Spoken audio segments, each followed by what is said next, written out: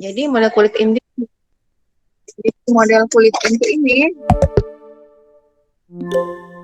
ada kaitannya dengan kestabilan suatu inti. Jika dibandingkan dengan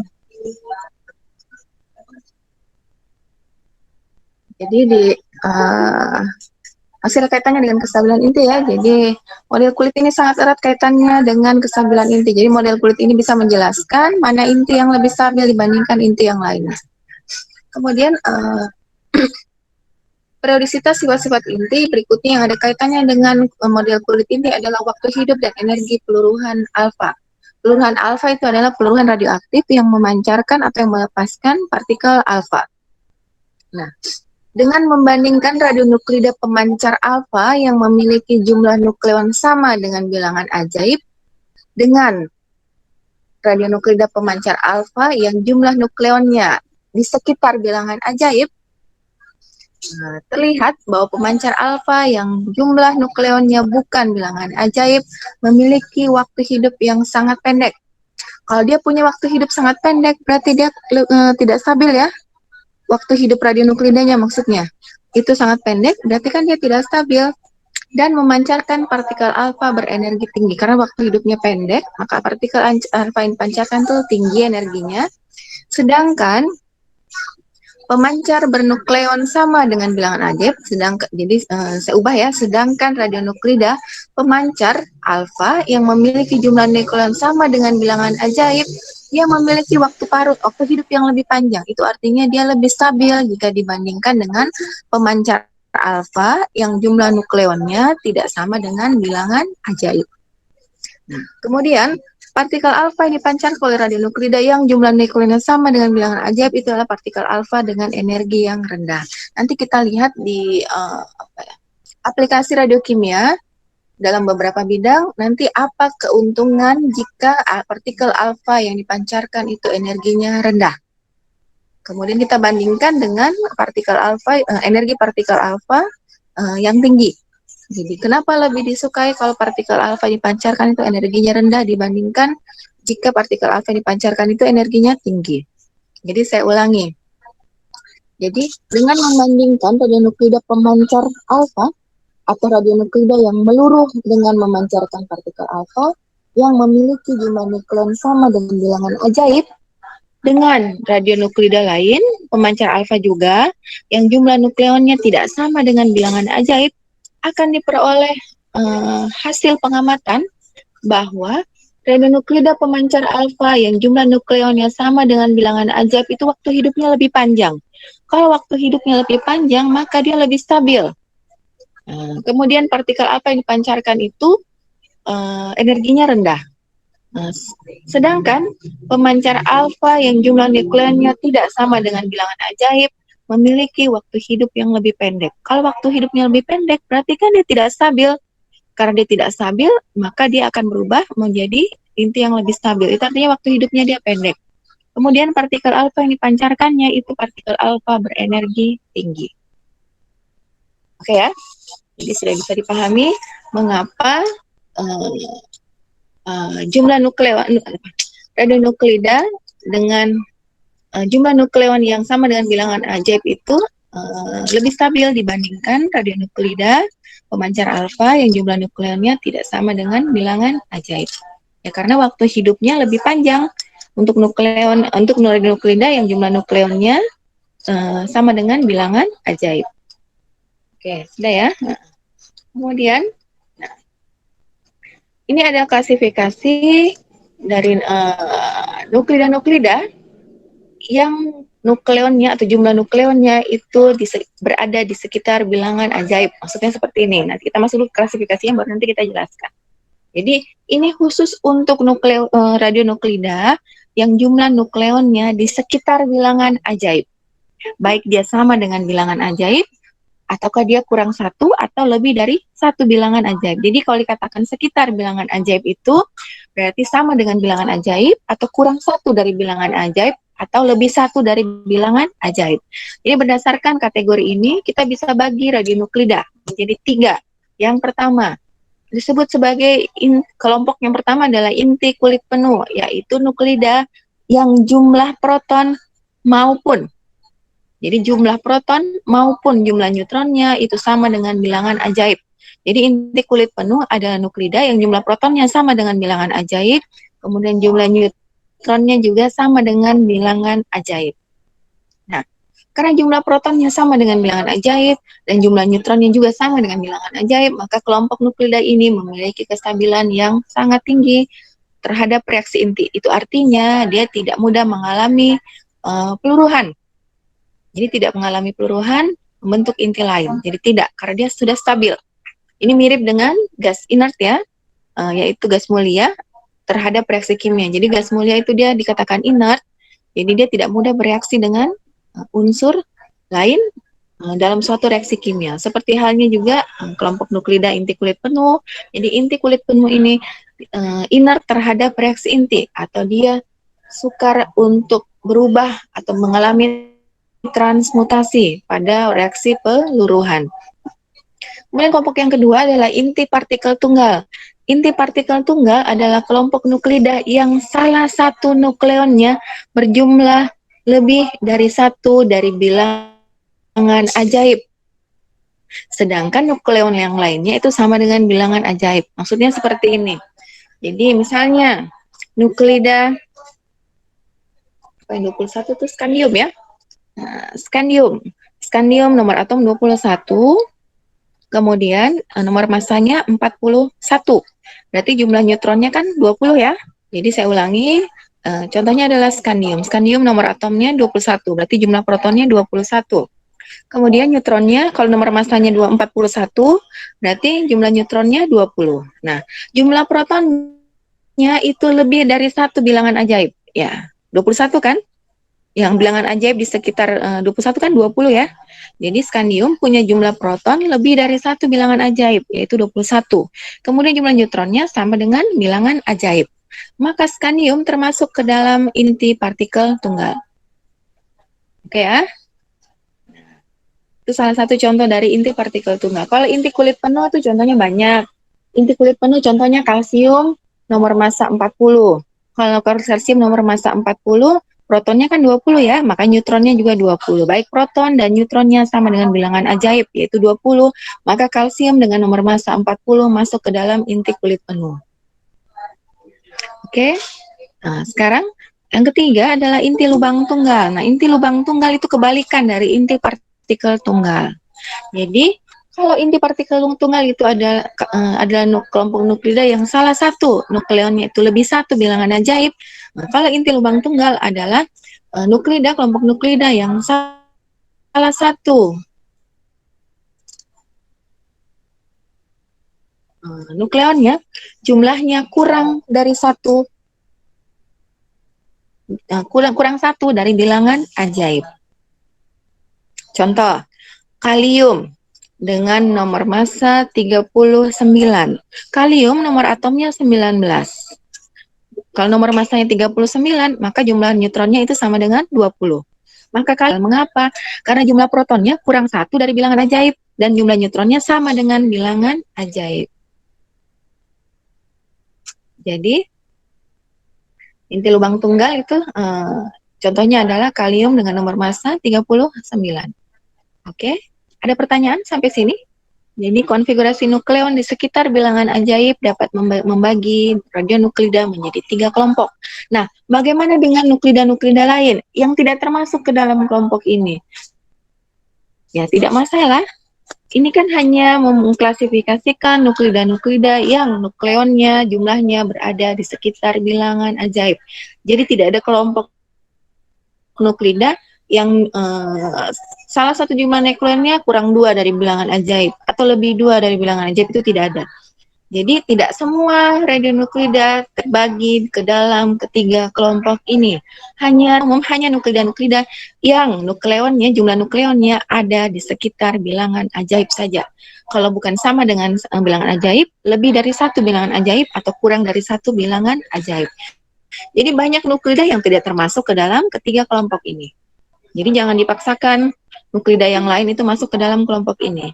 Kalau ada satu nuklida jumlah protonnya lebih 5 dari bilangan ajaib, ya, sedangkan jumlah neutronnya sama dengan bilangan ajaib, maka dia tidak termasuk ke dalam ketiga kelompok ini. Sampai di sini ada yang mau ditanyakan? Sebelum saya lanjut ke model tetes cairan.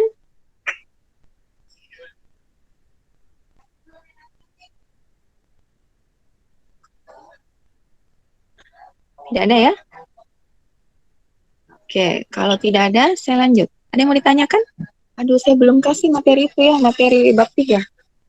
Bab 3 itu apa ya? Radioaktivitas atau reaksi inti? Radioaktivitas ya, kalau saya tidak salah. Duh, maaf, saya lupa. Saya lupa kasih itu radioaktivitas.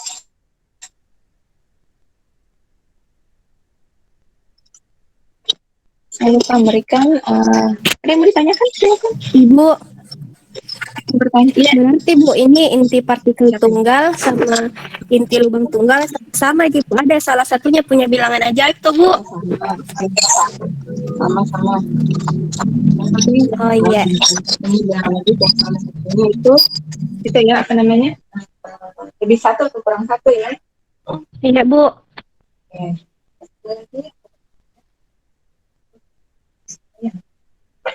Dan saya. Bentar dulu.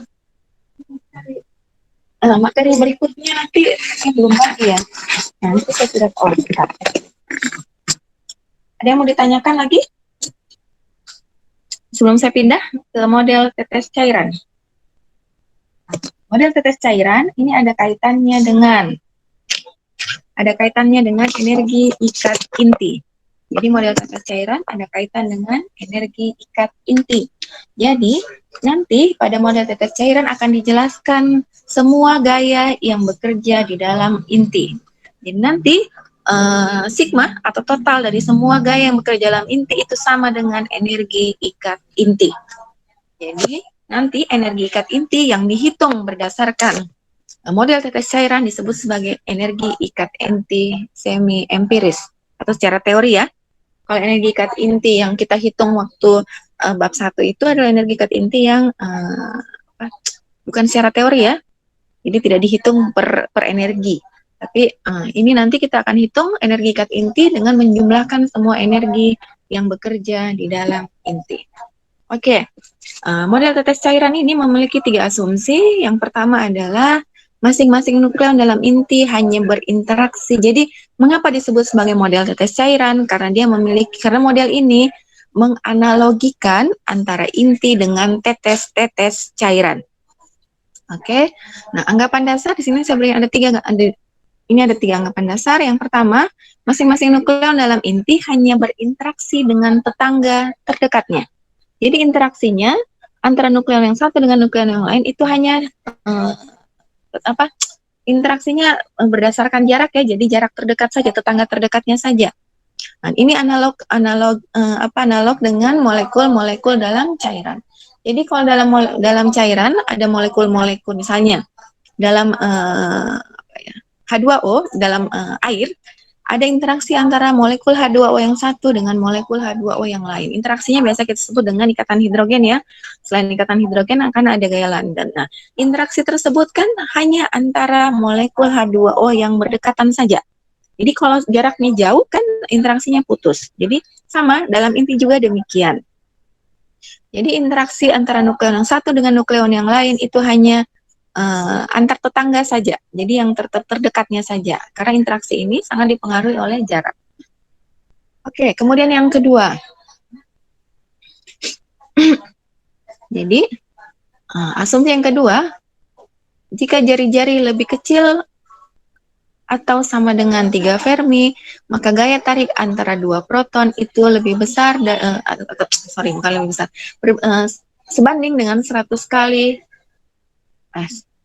bukan begini, maksudnya pada jarak yang lebih kecil atau sama dengan 3 Fermi, berarti sangat dekat sekali ya, 3 kali 10 pangkat 15 meter, gaya tarik antara 2 proton itu besarnya 100 kali lebih kuat dibandingkan gaya tolak. Maksudnya begini, itu waktu pernah ada yang bertanya ke saya, kenapa proton dan proton dalam inti tidak saling tolak-menolak, padahal dia kan sama muatannya.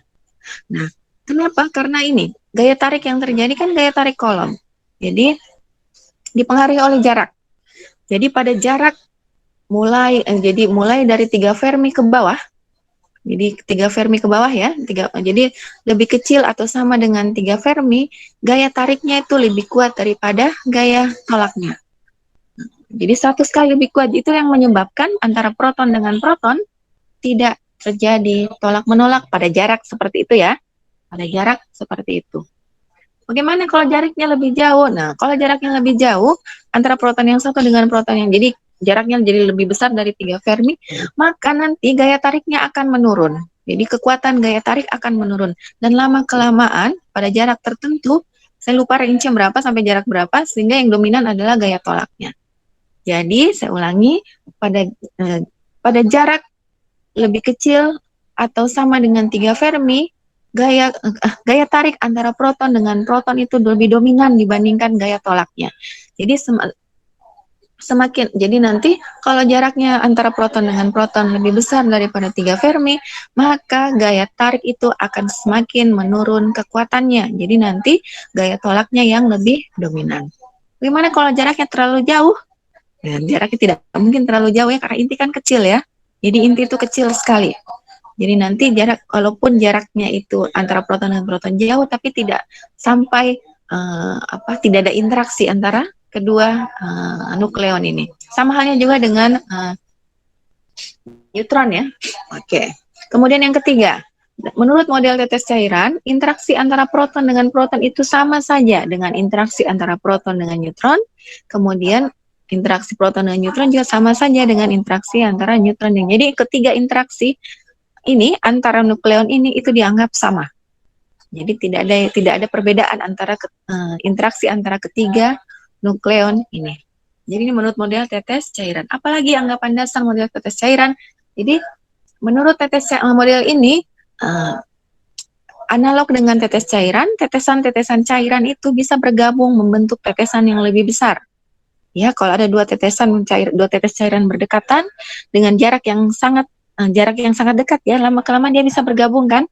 Nah, demikian pula satu tetes cairan yang besar itu bisa terpecah atau terpisah menjadi dua tetes cairan atau lebih. Jadi bisa dipisah satu tetes cairan yang lebih besar, bisa dipisah menjadi dua tetes cairan yang lebih kecil atau lebih.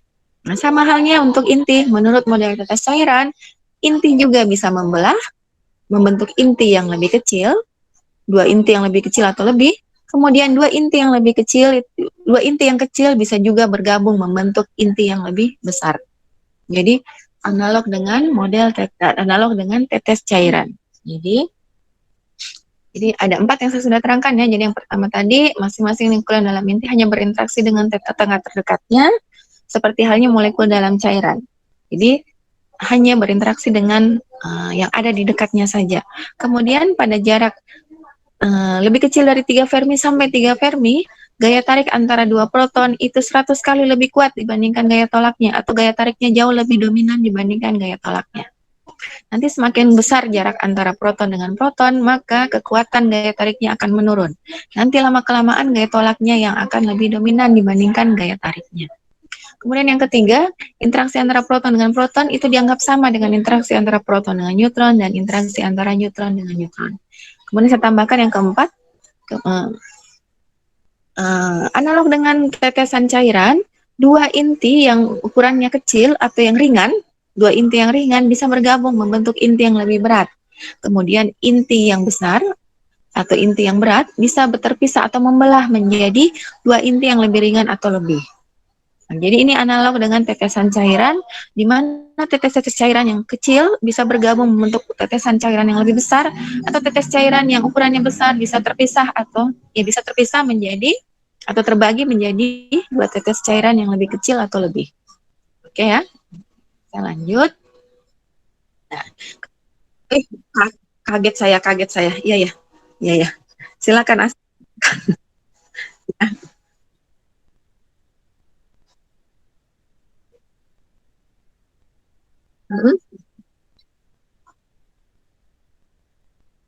Dia nanti tapi ada partikel yang harus ditembakkan. Iya. Jadi yang awalnya satu ditembak oleh satu partikel, nanti dia akan membentuk inti yang lebih kecil. Lebih ringan, bukan lebih kecil. Hasilnya. Jadi inti-inti awal sudah tidak ada. Jadi misalnya suatu inti apa ya? Oke, ini contoh saja ya. Misalnya kita tembak inti helium dengan nomor massa 4 dengan satu partikel tunggu dulu. Eh, membentuk dua inti hidrogen dengan nomor massa, membentuk dua inti yaitu tritium dengan hidrogen satu. Itu bisa saja. Ya, bisa.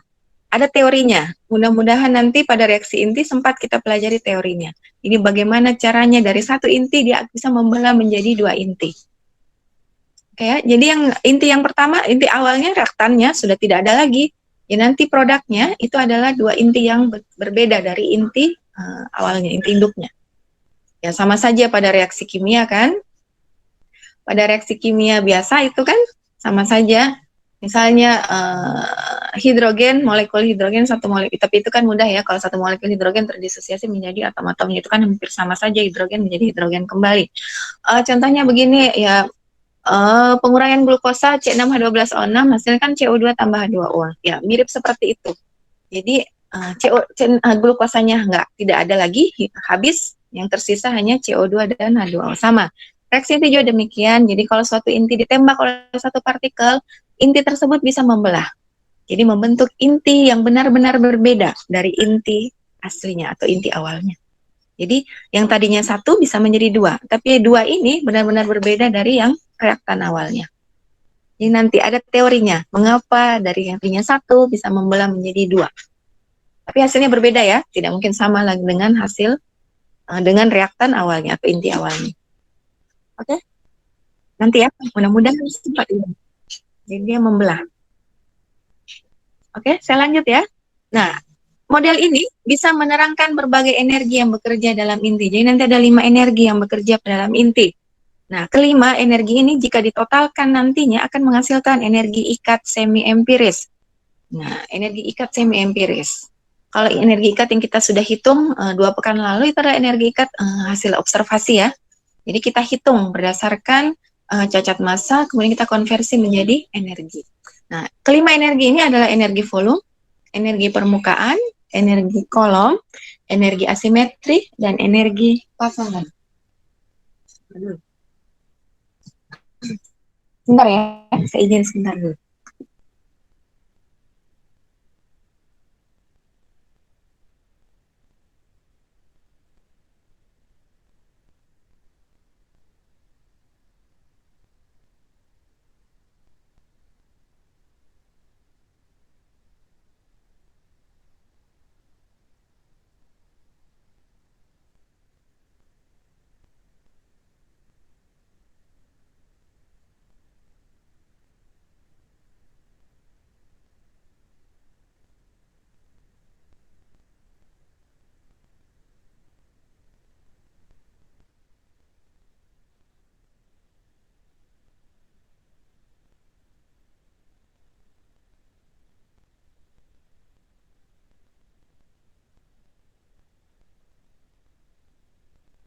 Oke, kita lihat masing-masing energi ini. Yang pertama adalah energi volume. Nah, energi volume ini, energi volume ini menunjukkan, maaf, sebentar. Energi volume ini menunjukkan gaya tarik menarik suatu nukleon dengan semua nukleon tetangganya. Jadi, suku ini bernilai positif atau energi volume ini bernilai positif. Jadi, karena dia menunjukkan gaya tarik menarik antara suatu nukleon dengan nukleon tetangganya. Jadi, energi volume ini besarnya adalah A1 dikali A. A1 adalah tetapannya suatu konstanta, besarnya ada di belakang nanti, 14 mega elektron volt. Jadi, energi volume ini bernilai positif karena energi ini timbul akibat adanya gaya tarik-menarik antara suatu nukleon dengan semua nukleon yang ada di dekatnya. Oke ya? Nah, kemudian, itu disebut sebagai energi volume. Energi ini sebanding dengan volume dari inti, sehingga dengan demikian dia sebanding juga dengan nomor massa inti. Jadi kemudian persamaan untuk menghitung energi volume adalah A1 tetapan kesebandingan besarnya 14 mega elektron volt dikalikan dengan nomor massa inti. Jadi saya ulangi, energi volume ini timbul akibat adanya energi yang timbul akibat adanya gaya tarik menarik antara satu nukleon dengan semua nukleon yang ada di dekatnya. Nah, energi volume ini berbanding lurus dengan volume. sehingga nantinya bisa dianggap ya berbanding lurus pula dengan nomor massa dari inti. Oke ya. Nah, energi volume ini dihitung menggunakan persamaan ini yang ada di slide. A1 dikali A1 adalah tetapan kesebandingan. Ini besarnya 14 mega elektron volt. Nilai tetapan kesebandingan untuk A1 ini ada yang bulat, ada buku yang menuliskan bulat 14 mega elektron volt, ada juga yang tidak bulat ya. Ada yang 14,1, tapi kita ambil saja yang bulatnya, 14 mega elektron volt. Oke ya. Jadi energi volume ini bertanda positif. Jadi energi ini positif, berbeda dengan energi permukaan, kolom maupun asimetri itu bernilai negatif. Kemudian energi pasangan ini ada positif, ada negatif, ada netral. Tapi energi volume dia positif karena energi timbul akibat gaya tarik-menarik antara inti. Kenapa bernilai positif akibat gaya tarik-menarik? Nah, karena gaya tarik-menarik antara nukleon yang satu dengan nukleon yang lain menyebabkan inti itu bersifat itu tuh lebih stabil, atau inti disebut stabil karena adanya gaya tarik antar nukleon ini. Nah, karena energi ini menyumbang terhadap kestabilan inti, maka energi ini bertanda positif. Jadi, energi volume ini bertanda positif karena energi ini timbul akibat gaya tarik-menarik antara nukleon yang satu dengan nukleon tetangganya. Tarik-menarik antara nukleon yang satu dengan nukleon yang ada di dekatnya itu akan memperbesar energi ikat dalam inti yang menyebabkan inti lebih stabil. Jadi, dia memberikan sumbangsi yang positif terhadap energi ikat inti. Oke ya. Kemudian yang kedua, energi permukaan. Nah, ini agak sukar dijelaskan. Biasa saya menggambar. Oke, energi permukaan. Energi permukaan ini timbul berdasarkan pertimbangan bahwa interaksi antar nukleon di permukaan inti jadi di inti permukaan ya. Jadi anggaplah, pernah saya jelaskan tentang tegangan permukaan ya. Jadi pada saat saya jelaskan tegangan permukaan cairan, itu kan ada molekul-molekul cairan di permukaan, ada molekul-molekul cairan di fasa ruah, atau yang ada di bulk phase yang di bawah permukaan. Nah, sama pada energi permukaan, energi ini timbul berdasarkan pertimbangan bahwa interaksi antara nukleon di permukaan inti dengan nukleon tetangganya, masih di permukaannya maksudnya, itu tidak sama dengan interaksi nukleon dengan nukleon tetangganya yang ada di bawah permukaan atau yang ada pada bulk phase-nya. Jadi seperti ini. Tunggu dulu, saya. Oh ini. Ini maksudnya begini. Kalau kita andaikan ini permukaan, ini inti ya, kenapa miring? Oh. Jadi saya andaikan ini adalah inti, ini permukaan inti, ini fasa ruahnya di bawah. Jadi di permukaan inti ada nukleon. Jadi ada nukleon. Nukleon ini ada tetangganya juga di permukaan. Nah, interaksi antara inti nukleon yang satu dengan nukleon yang lain yang ada di permukaan itu tentu tidak sama dengan interaksi antara nukleon yang satu dengan nukleon di dekatnya yang ada dalam fasa ruahnya. Itu maksudnya. Nah, yang tadi pernyataan tadi ya. Kemudian jumlah nukleon yang ada di permukaan inti itu tentu lebih sedikit dibandingkan jumlah nukleon yang ada di fasa ruah. Atau jumlah nukleon yang ada di permukaan itu lebih sedikit dibandingkan jumlah nukleon yang ada di bawah permukaan. Nah, oke ya. Nah, dengan demikian konsekuensi dari gejala tegangan permukaan inti ini begini maksudnya. Nah, karena jumlah nukleon di permukaan itu lebih sedikit dibandingkan jumlah nukleon yang ada di fasa ruah, tentu saja interaksi antara nukleon di permukaan itu lebih sedikit dibandingkan interaksi antara permukaan di fasa ruahnya. Oke? Nah, sekarang karena interaksi antara nukleon di permukaan itu lebih sedikit dibandingkan interaksi antar nukleon di fasa ruah, maka energi permukaan ini akan menjadi kecil ya, atau kita beri tanda negatif. Paham maksudnya? Oke, paham maksudnya?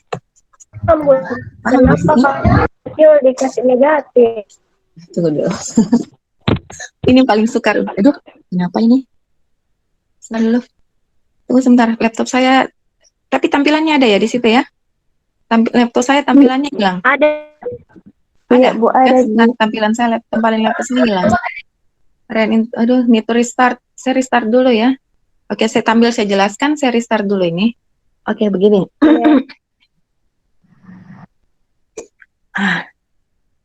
Udah ya, saya ulangi. Energi permukaan ini timbul akibat konsekuensi dari gejala tegangan permukaan inti. Jadi, semakin luas permukaan inti, maka semakin luas permukaan inti, maka semakin banyak interaksi antar nukleon di permukaan inti ya, gitu. Atau beginilah, saya jelaskan dulu mengenai tegangan permukaan supaya lebih mudah. Nanti kalian kaitkan dengan inti. Begini, tegangan permukaan, baik inti maupun tegangan permukaan fluida. Yang mudah saya jelaskan fluidanya saja dulu. Tegangan permukaan adalah besarnya energi yang diperlukan untuk memperluas permukaan suatu fluida. Jadi, kalau tegangan permukaan itu tinggi, maka energi yang dibutuhkan untuk memperluas permukaan suatu fluida itu juga besar. Mengapa? Karena untuk memperluas permukaan suatu fluida, kita perlu lebih banyak molekul. Fluida ya, itu saya sebut cairan saja deh, nggak usah fluida. Nah, kalau fluida kan termasuk gas ya, jadi lebih mudah kita amati cairan. Nah, jadi saya ulangi, untuk memperluas permukaan suatu cairan, kita perlukan lebih banyak molekul-molekul yang ada di permukaan. Dari mana molekul-molekul untuk menambah luas permukaan cairan? Ya berasal dari molekul-molekul yang ada dalam fasa ruah. Jadi, sudah bisa dipahami mengenai tegangan permukaan? Ini sama saja nanti dengan tegangan permukaan inti. Sudah bisa dipahami? Mengenai tegangan permukaannya dulu. Sebentar ya. Saya buka pintu dulu, ada tamu. Sebentar dulu deh ya. Iya, Bu. Iya, Bu. Iya, Bu.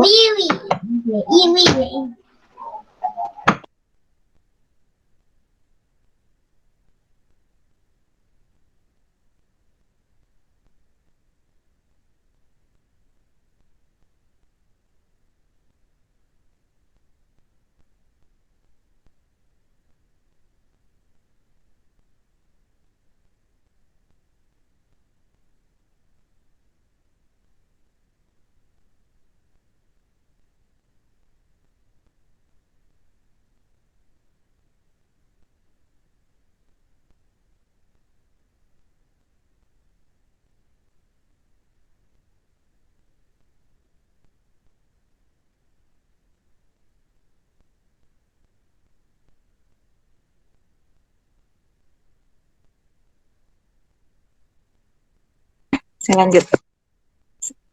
Nah, jadi sudah ya tegangan permukaan tadi ya. Nah, jadi untuk memperluas permukaan suatu cairan, kita membutuhkan molekul-molekul yang lebih banyak.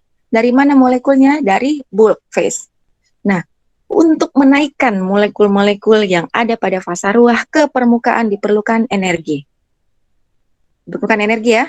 Nah, energi tersebut, jadi nanti energi tersebut itu dinamakan tegangan permukaan. Nah, sama dengan inti.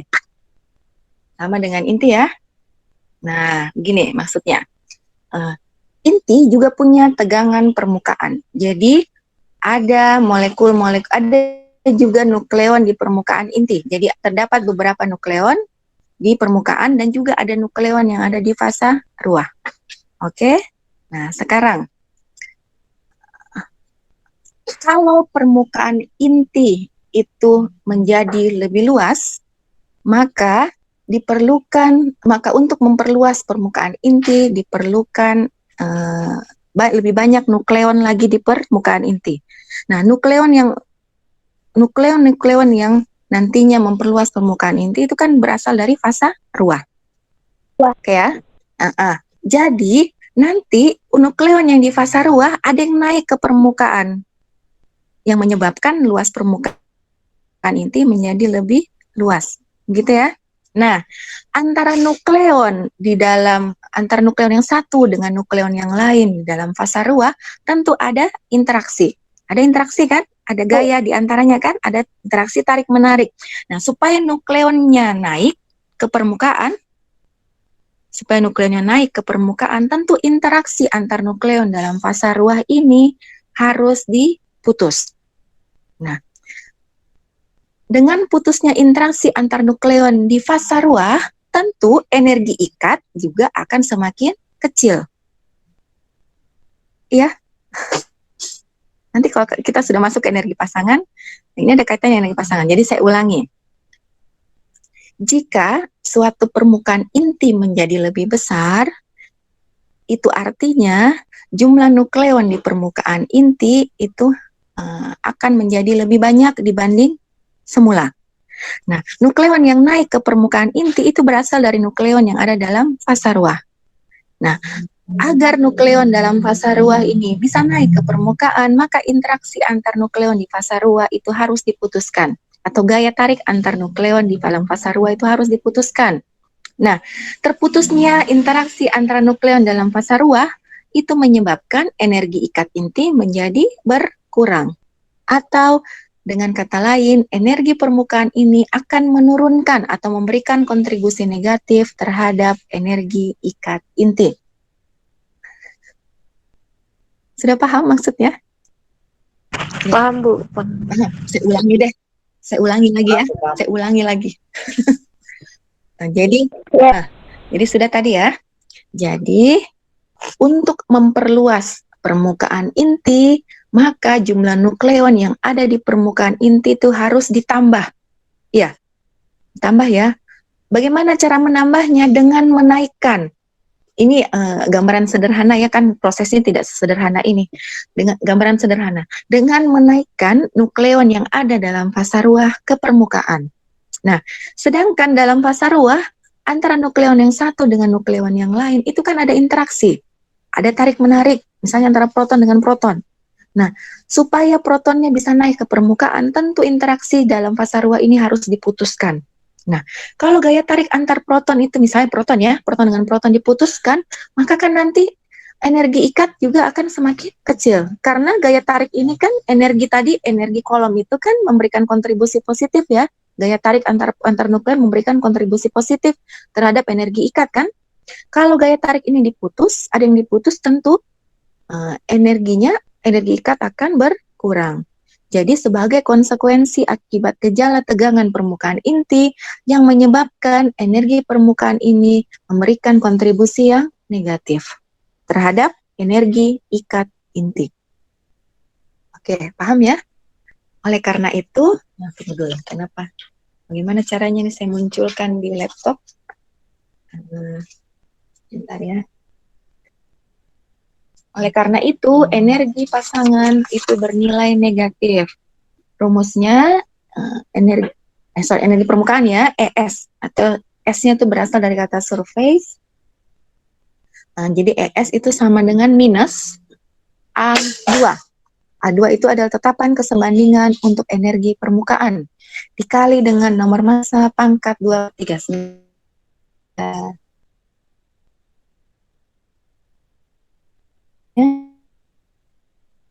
Energi permukaan itu besarnya 13 mega elektron volt. Oke, tetapan kesebandingan.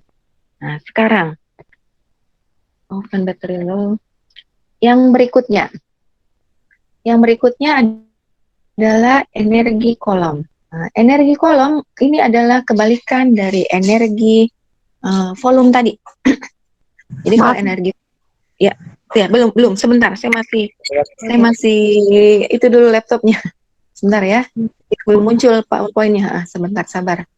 Ini tadi terestart sendiri, jadinya mati mic-nya.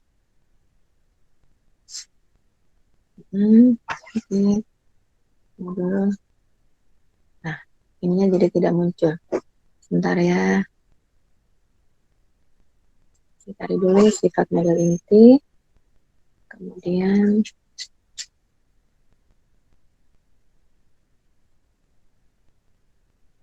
sebentar dulu.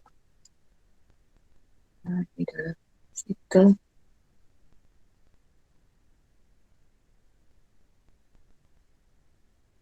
Sebentar ya. Sabar.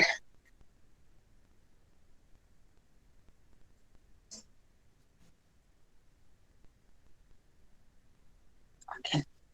Saya lanjut. Sudah muncul? Belum? Bentar dulu. Ini yang mana ya? Bentar dulu, kok nggak muncul ya? Presentasikan, oke. Saya lupa. Oke, sudah muncul? Sudah ya? Oke. Saya lanjut. Iya. Energi kolom. Lah, kenapa begini tampilannya? Full tidak tampilannya? Kok tampilannya terpotong ya? Oke, energi kolom. Terpotong ya? Tidak apa-apa ya? Ya. Iya, Bisa dibaca kan? Bisa dibaca kan? Energi itu energi. Yang terpotong kan energinya saja. Oke. Sekarang energi ketiga, energi kolom. Energi kolom ini kebalikan dari energi volume. Kalau tadi energi volume adalah energi yang timbul akibat gaya tarik menarik antar nukleon dengan nukleon tetangganya, sedangkan energi kolom adalah gaya tolak menolak. Jadi energi yang timbul akibat tolak menolak kolom di antara proton di dalam inti. Ya. Jadi karena tolak menolak adanya tolak menolak antara proton dalam inti, maka nantinya energi ikat inti akan semakin kecil kan? Kalau tolak menolak protonnya, maka inti kan menjadi tidak stabil. Mengapa tidak stabil? Karena energi ikatnya pasti akan semakin kecil akibat tolak menolak ini kan? Nah, jadi karena energi kolom ini memberikan kontribusi negatif atau menurunkan energi ikat inti, maka ada tanda minus di depannya. Jadi EC, C ini berasal dari kolom, EC sama dengan minus A3 kali Z min 1 dibagi A pangkat sepertiga. Z itu jumlah proton, A itu adalah nomor massa. Oke ya, jadi sudah jelas mengapa energi kolom ini memberikan kontribusi negatif. Karena energi ini muncul akibat adanya tolak menolak kolom antar proton dalam inti. Jadi selain tarik menarik pada energi volume tadi, ada juga tolak menolak antar proton di dalam inti. Karena tolak menolak ini mempengaruhi kestabilan inti akan semakin kecil, maka energi ikat juga akan semakin kecil. Karena berbanding lurus ya, kalau energi ikatnya turun, berarti kestabilan juga turun. Atau sebaliknya. Oke, kemudian yang keempat, energi asimetri. Nah, tolong diperhatikan baik-baik. Energi asimetri. Nah, asimetri atau tidak simetris? Yang mana dikatakan simetris? Simetris ketika N-nya sama dengan Z-nya. Itu dikatakan simetri. Jadi kalau tidak simetri, itu artinya N-nya tidak sama dengan Z-nya. Ya. Jadi N-nya tidak sama dengan Z-nya, di mana N-nya lebih banyak daripada protonnya. Jadi makanya energi asimetri itu nama lainnya adalah energi kelebihan neutron. Jadi keadaan asimetri itu adalah keadaan di mana inti itu memiliki jumlah neutron yang lebih banyak daripada jumlah proton. Itu dikatakan asimetri. Nah, oleh karena itu energi asimetri juga disebut dengan energi kelebihan neutron. Nah, dengan bertambahnya selisih antara jumlah neutron terhadap jumlah proton, jadi kalau semakin besar N min Z, jadi semakin besar hasil N min Z, jadi misalnya, ini contoh, suatu inti punya jumlah neutron 21, kemudian protonnya cuma 20, maka selisihnya kan cuma 1 ya. Nah, kita bandingkan dengan kalau inti tersebut punya jumlah neutron 22. Berarti kan selisihnya menjadi lebih besar ya. Nah, dengan lebih besarnya selisih antara N dengan Z ini menyebabkan keadaan asimetri juga semakin meningkat. Jadi, semakin besar selisih antara jumlah neutron terhadap dengan proton, maka keadaan asimetri akan semakin meningkat. Oke ya. Kalau jumlah neutronnya lebih banyak daripada jumlah proton, maka ini dikatakan keadaan yang asimetri. Semakin besarnya selisih antara neutron dengan proton, maka semakin besar pula atau semakin tinggi pula keadaan asimetri dari suatu inti. Oke ya. Nah, kemudian energi ikat inti, kalau kita kaitkan energi ikat inti dengan aspek simetri, nah Energi ikat inti itu maksimum jika keadaan simetri. Jadi, energi ikat inti maksimum ketika jumlah proton sama dengan jumlah neutron. Tapi kalau jumlah neutronnya jauh lebih banyak daripada jumlah proton, maka keadaan simetri yang tadinya simetri, maka keadaannya bukan simetri lagi tapi menjadi asimetri. Kalau keadaannya tidak asimetri atau keadaannya tidak simetri atau keadaannya asimetri, maka energi ikat inti akan berkurang. Jadi semakin asimetri suatu inti, maka energi ikat intinya akan semakin berkurang. Jadi saya ulangi, energi ikat inti maksimum itu diperoleh jika jumlah neutron sama dengan jumlah proton. Bagaimana kalau jumlah neutronnya lebih besar daripada jumlah proton? Nah, semakin besar selisih antara jumlah. Jadi kalau jumlah neutronnya lebih besar daripada jumlah proton, maka keadaannya dinamakan asimetri. Semakin besar selisih antara jumlah neutron dengan jumlah proton, maka keadaan asimetri akan semakin meningkat. Berarti kalau keadaan asimetrinya semakin meningkat, maka energi ikat inti akan semakin turun. Oleh karena itu, energi asimetri memberikan kontribusi negatif terhadap energi ikat inti. Oke, jelas ya? Kenapa demikian? Ini ada kaitannya dengan mekanika kuantum. Efek mekanika kuantum. Saya tidak jelaskan lebih lanjut mengenai efek mekanika kuantum, karena panjang sekali penjelasannya. Ada kaitannya dengan efek mekanika kuantum. Yang jelas berdasarkan mempertimbangkan efek mekanika kuantum, energi ikat inti itu akan semakin berkurang jika keasimetrisan itu juga energi ikat inti semakin berkurang jika keasimetrisan semakin bertambah. Keasimetrisan bertambah jika selisih antara jumlah neutron dengan proton itu semakin besar. Ada yang mau ditanyakan? Ada yang mau ditanyakan mengenai energi asimetri? Jadi memberikan kontribusi negatif ya, karena semakin asimetri suatu inti, maka energi ikat intinya akan semakin kecil. Jadi, energi ikat maksimum itu akan diperoleh jika N itu sama dengan Z. Itu atau keadaannya simetri. Oke ya? Jadi, kontribusinya negatif. Ya, siapa yang bertanya nih? Ini Ya. berlaku. Ya, berlaku terlebih banyak saja sebaliknya. Iya. Nggak berlaku sebaliknya. Jadi energi asimetri ini disebut juga dengan energi kelebihan neutron. Jadi neutron yang lebih banyak. Neutron yang lebih banyak ya. Kenapa begitu? Kenapa justru neutron yang lebih? Kenapa bukan energi kelebihan proton? Kenapa kira-kira? Kenapa? Karena pada inti yang berat atau inti dengan nomor massa di atas 40, inti-inti stabil, jadi saya ulangi, kenapa ini disebut sebagai energi kelebihan neutron? Karena pada inti stabil yang nomor massanya di atas 40, kestabilannya ini diperoleh jika jumlah neutronnya lebih banyak daripada jumlah protonnya. Saya ulangi, kenapa ini disebut sebagai energi kelebihan neutron, bukan energi kelebihan proton? Karena pada kenyataannya, inti di atas yang memiliki nomor massa di atas 40 itu stabil jika jumlah neutronnya lebih banyak daripada jumlah protonnya. Bukan sebaliknya ya. Nah, stabil sebenarnya sebenarnya inti yang seperti ini, jumlah neutronnya lebih banyak daripada jumlah protonnya. Memang dia stabil, tapi kestabilannya akan berkurang jika jumlah neutronnya jauh lebih banyak daripada jumlah protonnya. Kita kan sudah belajar pita kestabilannya. Pada pita kestabilan, itu adalah inti-inti yang ada dalam pita kestabilan, itu adalah inti-inti yang stabil meskipun N per Z-nya, atau N dengan Z-nya itu tidak sama, atau N-nya tidak sama dengan Z. Kalau N-nya sama dengan Z, nah itu kan mudah, itu pasti stabil. Tapi pada pita kestabilan inti, itu inti-inti yang stabil yang ada dalam pita itu bukan saja inti yang N per Z-nya sama dengan 1, atau bukan saja inti yang N sama dengan Z-nya, N-nya sama dengan Z. Tapi ada juga inti yang N-nya lebih banyak daripada Z-nya, tapi dia stabil. Jadi saya kembali ke energi asimetri, ini adalah energi kelebihan neutron.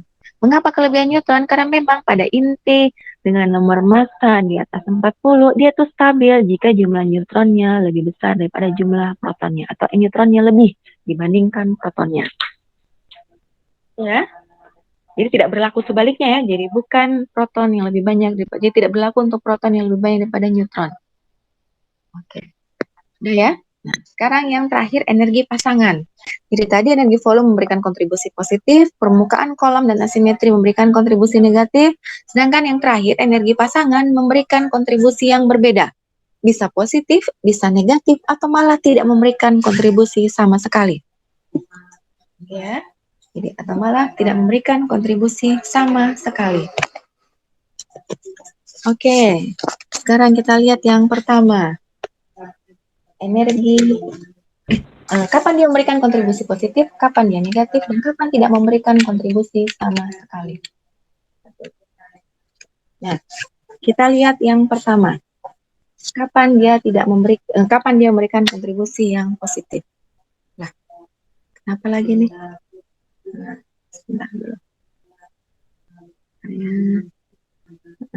Nah, ini. Oke.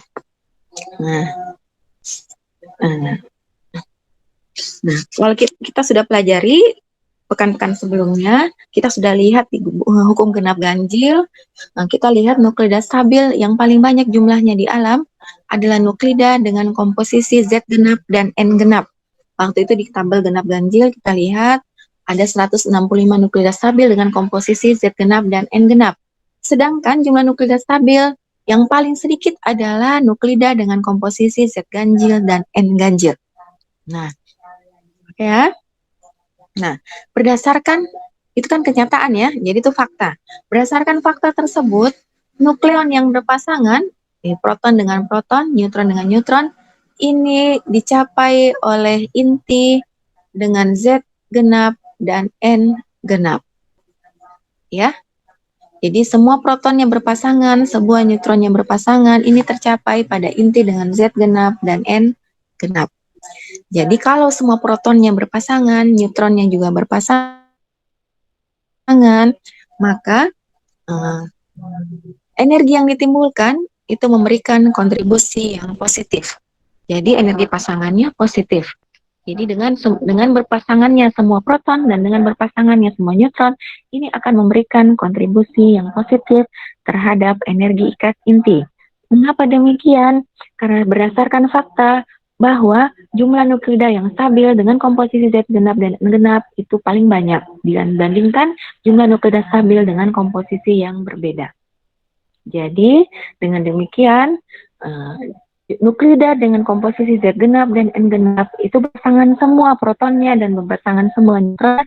Energi yang diakibatkan oleh hal ini disebut sebagai energi pasangan yang memberikan kontribusi positif terhadap energi ikat inti. Oke, saya ulangi. Jadi, waktu kita belajar hukum genap ganjil, kita sudah lihat di tabel. Ada 165 nuklida stabil dengan komposisi Z genap dan N genap. Stabil ya, ini kan kenyataan. Nah, berdasarkan fakta tersebut, maka ditarik kesimpulan bahwa nuklida yang jumlah Z dan N-nya genap, itu berarti semua proton dan neutronnya berpasangan ya, maka ini akan memberikan kontribusi yang positif terhadap energi ikat inti. Nah, berdasarkan fakta yang tadi ya, fakta yang dalam tabel itu. Jadi fakta itu memberikan apa ya? Satu, kita bisa ditarik kesimpulan bahwa jika suatu inti semua protonnya berpasangan, neutronnya berpasangan, maka akan memberikan kontribusi yang positif terhadap energi ikat inti. Oke ya? Kan kalau dia stabil berarti energi ikat intinya besar ya? Oke. Selanjutnya, kapan dia berikan kontribusi yang negatif? Nah, kalau ada salah satu nukleonnya yang tidak berpasangan, jadi ini dicapai jika Z-nya ganjil dan N-nya ganjil ya. Jadi kalau Z-nya ganjil berarti ada protonnya tidak berpasangan. Kalau neutronnya ganjil berarti ada kalau N-nya ganjil berarti ada neutron yang tidak berpasangan. Nah, karena ada salah satunya yang tidak berpasangan, maka energi pasangan akan memberikan kontribusi yang negatif. Berarti kestabilannya berkurang ya. Karena kestabilannya berkurang berarti energi ikatnya juga berkurang. Jadi, kalau ada proton yang tidak berpasangan dan ada neutron yang tidak berpasangan, maka energi pasangan akan memberikan kontribusi yang negatif. Kenapa demikian? Karena kalau ada yang tidak berpasangan, baik proton ada yang tidak berpasangan, neutron yang tidak berpasangan, maka kestabilan inti akan semakin berkurang. Mengapa demikian? Karena energi ikatnya juga berkurang. Oke, bagaimana kalau satu genap, satu ganjil? Nah, jika Z-nya genap, N-nya ganjil, atau sebaliknya, jika Z-nya ganjil, N-nya genap, maka efeknya saling meniadakan. Nah, yang ganjil akan memberikan kontribusi negatif kan, ketemu dengan yang genap memberikan kontribusi positif. Jadi efeknya sama, jadi yang ganjil ketemu genap, maka efeknya akan saling meniadakan. Maka nanti tidak memberikan kontribusi sama sekali terhadap energi ikat inti. Jadi untuk energi pasangan itu memberikan kontribusi yang berbeda jika ada proton, jika Z genap, N genap, itu berbeda kontribusinya dengan Z ganjil, N ganjil. Kemudian berbeda juga kontribusinya jika Z genap, N ganjil atau Z ganjil, N genap. Ya, saya ulangi. Energi pasangan ini akan memberikan kontribusi positif atau kontribusi negatif atau tidak memberikan kontribusi sama sekali terhadap energi ikat inti. Jadi kalau kontribusinya positif itu artinya energi ikat inti akan semakin besar. Kalau kontribusinya negatif itu artinya energi ikat inti akan turun. Kalau tidak memberikan kontribusi energi ikat inti tidak berubah, tidak naik dan juga tidak turun. Nah, kapan energi pasangan ini memberikan kontribusi positif? Jadi energi pasangan akan kontribusi positif jika inti tersebut punya jumlah proton genap. Jadi protonnya semua berpasangan, neutronnya semua berpasangan.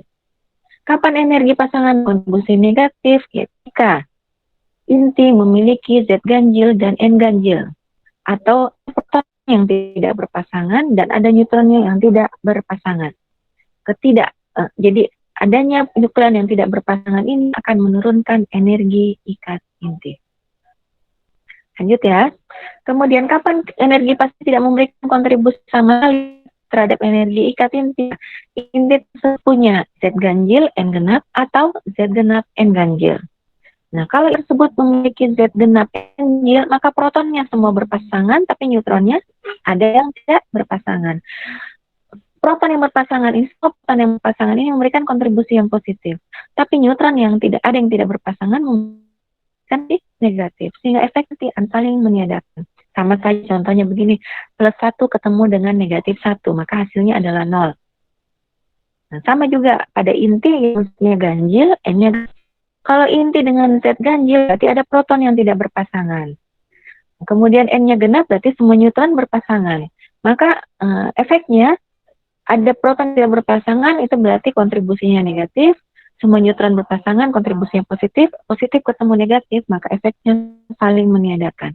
Maka tidak ada kontribusi sama sekali terhadap energi ikat inti. Jadi nanti tergantung ya, tandanya bergantung. Jadi kalau misalnya memberikan kontribusi positif, maka EP-nya nanti plus ya, plus. Jadi nanti hasilnya itu positif. Jadi cara menghitung energi pasangan, A5 dibagi A pangkat 3/4.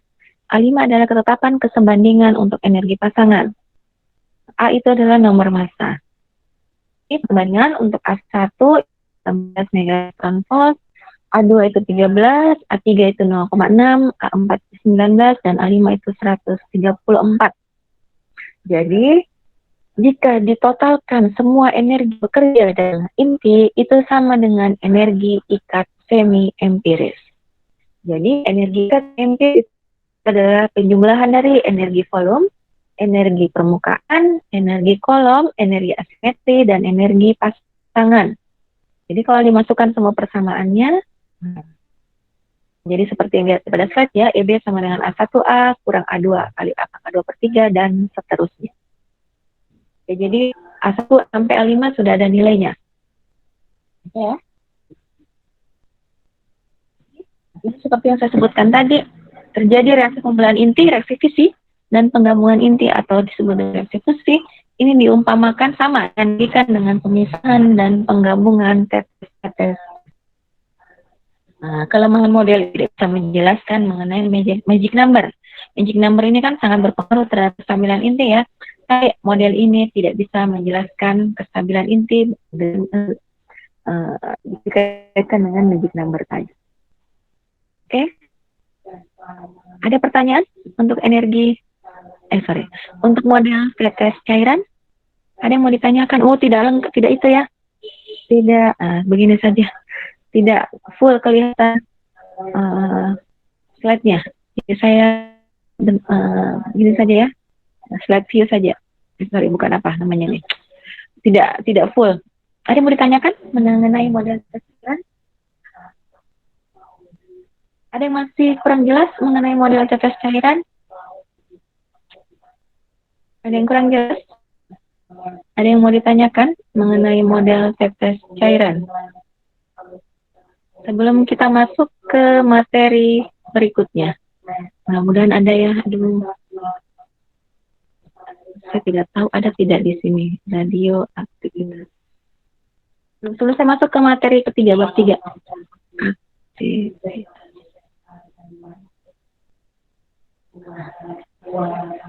Ada yang mau ditanyakan? Sebelum saya masuk. Sudah jelas ya? Jadi untuk menghitung energi, iya silahkan. Ini Bu, yang energi ikat semi empiris berarti wajib juga diketahui toh Bu. Wajib juga bisa hitung ini energi ikat semi empiris sama dengan energi ikat yang lalu. Bisa dihitung. Ini energi ikat ini bisa dihitung menggunakan model tetes cairan, bisa juga dihitung menggunakan persamaan itu ya, kesetaraan energi Einstein yang sudah kita pelajari sebelumnya. Iya Bu. Jadi mestinya nilainya hampir sama.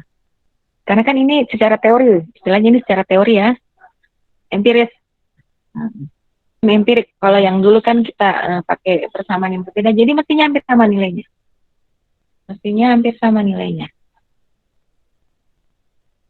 Oke, ada lagi yang mau ditanyakan sebelum kita masuk ke bab 3? Bab 3 adalah radioactivity atau radioaktivitas. Kalau tidak ada lagi, saya lanjut ke bab 3 saja ya.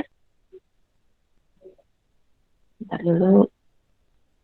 Radioactivity. Saya tinggalkan sifat dan model inti. Ya. Kita masuk ke bab 3. Bab 3 adalah radioaktivitas. Nah, ini hanya sedikit, ini pengenalan saja dulu. Nanti pekan depan baru kita lanjut. Oh, ini 20 slide ya, tidak mungkin selesai sekarang.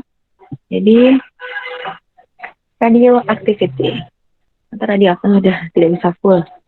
Begini saja ya. Kelihatan meskipun begini tampilannya? Kelihatan ya? Kelihatan Bu.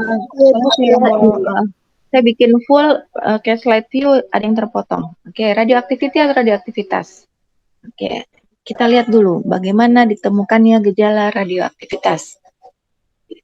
Gejala radioaktifan atau radioaktivitas itu pertama kali diungkapkan oleh Henry Becquerel.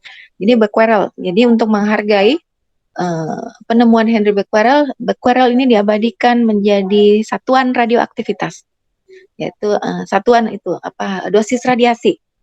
Jadi Becquerel, Bequi simbolnya. Jadi nanti diabadikan atau dijadikan satuan dari dosis radiasi. Jadi ini ditemukan secara tidak sengaja. Jadi sebenarnya awalnya tujuan Henry Becquerel melakukan percobaan ini untuk melihat gejala fluoresensi. Jadi berpendarnya suatu zat akibat zat tersebut menyerap suatu cahaya, energi berupa cahaya. Gejala fluoresensi ya. Jadi dia mau mau mencoba atau untuk melihat gejala fluoresensi. Jadi dia itu fluoresensi atau dia juga mau melihat fenomena sinar X. Jadi sinar X kan itu ya, seperti itu tadi ya. Jadi suatu zat disinari oleh cahaya, kemudian nanti zat tersebut akan melepaskan suatu sinar. Sinar itu dinamakan sinar X. Nah, dia mau melakukan percobaan seperti ronsen. Jadi bukan fluoresensi, fosforesensi ya. Jadi fenomena sinar X ini berasal dari fosforesensi zat oleh sinar matahari. Jadi berpandarnya zat yang disebabkan oleh zat tersebut disinari oleh cahaya matahari. Nah, jadi bequerel ini dia membungkus suatu pelat fotografi, pelat film yang berwarna hitam itu ya. Sekarang berwarna hitam, dia berwarna hitam, kemudian dia bungkus lagi dengan kain hitam. Jadi nanti cahaya yang dilepaskan oleh zat nanti kan akan tercetak pada pelat fotografi. Kemudian dia mau pakai kalium uranil sulfat. Jadi salah satu mineral salah satu garam dari uranium. Jadi kalium uranil sulfat. Jadi dia rencananya dia mau jemur. Jadi dia mau sinari garam kalium uranil sulfat ini, kemudian dia dekatkan nanti pada pelat fotografi yang dibungkus oleh kain hitam tadi. Jadi harapannya setelah batuan ini dari garam kalium uranil sulfat ini disinari oleh matahari, nanti dia akan berfosforesensi, kemudian akan melepaskan sinarnya disebut sinar X, kan tidak kelihatan ya. Jadi nanti sinar X ini akan menembus kain hitam, kemudian akan mencetak noda di pelat fotografi. Nah, tapi karena waktu itu mendung, jadi tidak jadi. Jadi tidak jadi percobaannya karena tidak ada matahari, jadi dia batalkan percobaannya. Jadi garam kalium uranil sulfat tadi dia taruh di laci, kemudian dia dekatkan dengan pelat fotografi yang dibungkus kain hitam, kemudian dia tutup lacinya. Dia tutup lacinya ya. Nah, ini tutup lacinya. Keesokan harinya dia kaget ketika kan tidak kelihatan itu nodanya di pelat ya, jadi harus dicuci dulu pelat fotografinya. Jadi ketika keesokan harinya dia cuci pelatnya, kemudian pada pelat itu terdapat suatu jejak cahaya berupa garis lurus. Ya, dia heran, berarti kan meskipun tidak disinari oleh cahaya matahari, garam kalium uranil sulfat ternyata bisa memancarkan suatu sinar yang tercetak pada pelat fotografi. Nah, tapi waktu itu dia belum yakin, dia ulang kembali percobaannya. Jadi setelah berulang-ulang dicoba, maka Becquerel menyimpulkan bahwa jejak cahaya yang ada pada pelat fotografi itu tidak sama dengan sinar X. Mengapa tidak sama? Karena kalau berdasarkan percobaan sinar X yang dilakukan oleh Ronson, sinar X itu dihasilkan jika suatu zat itu disinari oleh cahaya. Waktu itu Ronson menyinari dengan matahari ya. Nah, tapi Becquerel menemukan fakta lain, yaitu garam kalium uranil sulfat ternyata bisa juga memancarkan suatu cahaya meskipun garam kalium uranil sulfat tidak disinari oleh cahaya matahari. Berarti sinar yang dipancarkan bukanlah sinar X seperti sinar X yang ditemukan oleh Ronson. Ya, jadi dia menyimpulkan bahwa radiasi atau cahaya yang dipancarkan oleh garam kalium uranil sulfat ini berbeda dengan sinar X. Oke. Nah, gejala ini nantinya disebut oleh Becquerel sebagai gejala radioaktivitas atau radiasi.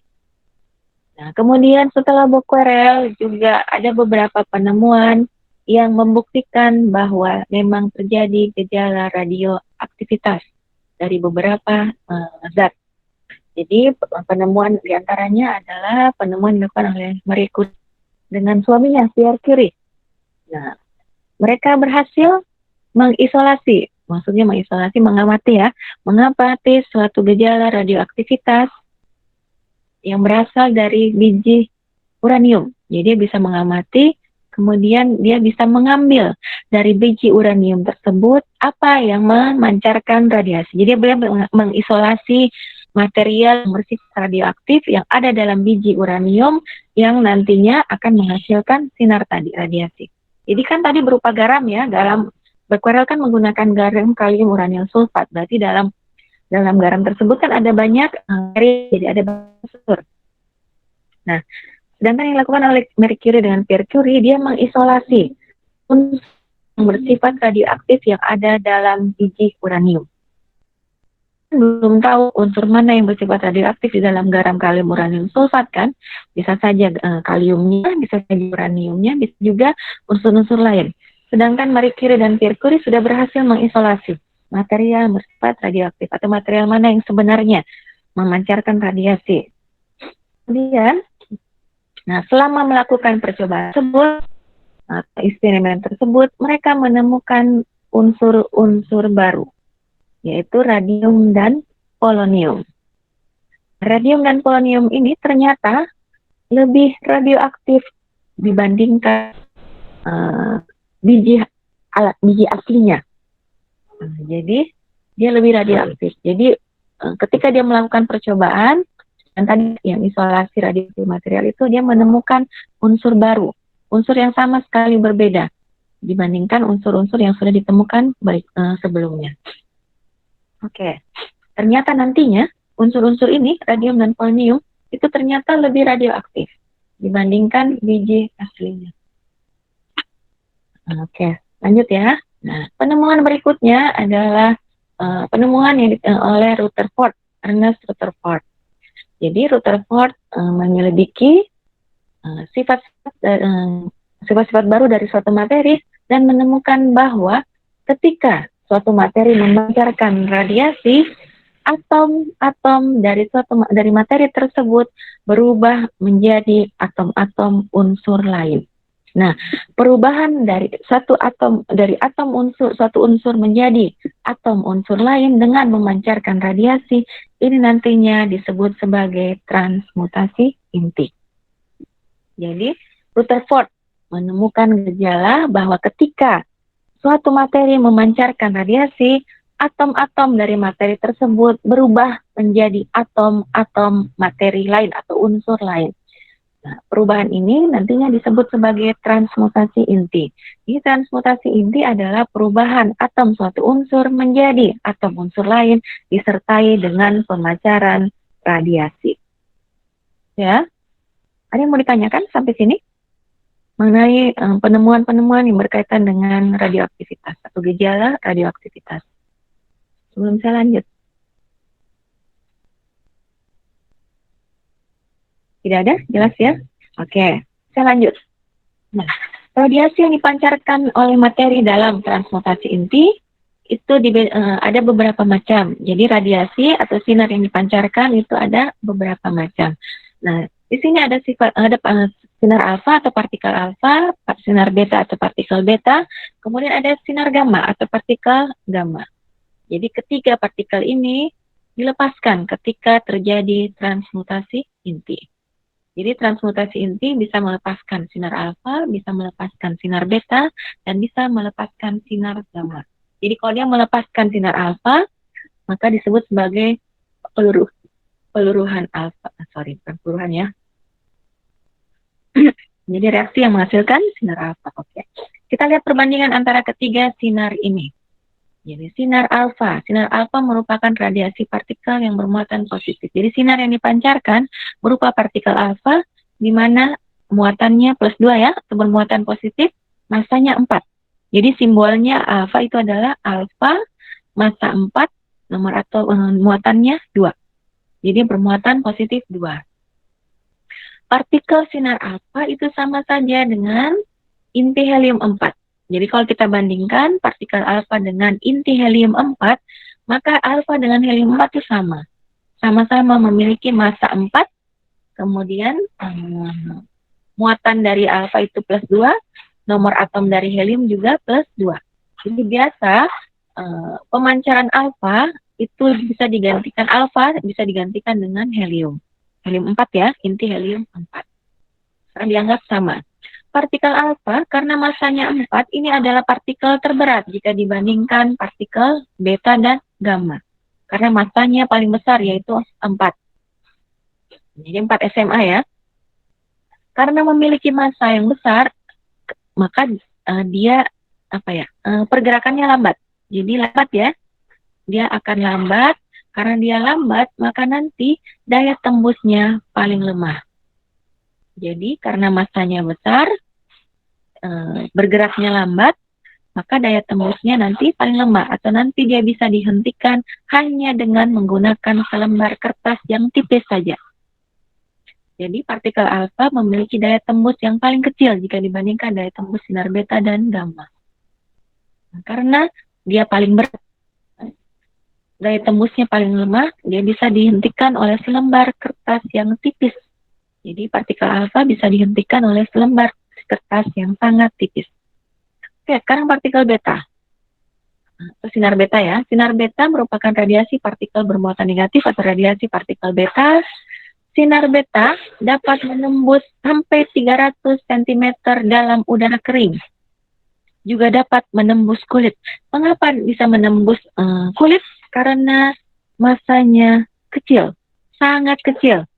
Masanya kan 0,000 sekian SMA ya, dianggap masanya sama dengan 0 atau dianggap tidak bermassa. Karena tidak bermassa berarti dia sangat ringan, dianggap tidak bermassa berarti dia sangat ringan, maka daya tembusnya besar. Daya tembusnya besar ya. Oke. Kemudian sinar gamma. Sinar gamma adalah radiasi elektromagnetik berenergi tinggi. Dia tidak bermuatan dan tidak bermassa. Nah, dibandingkan alfa dan beta, sinar gamma memiliki daya tembus yang lebih besar. Karena gamma kan memang tidak punya massa ya, memang 0. Sedangkan beta, meskipun dianggap massanya 0, tapi kan sebenarnya massanya ada, meskipun kecil ya. Jadi beta itu punya massa meskipun sangat kecil.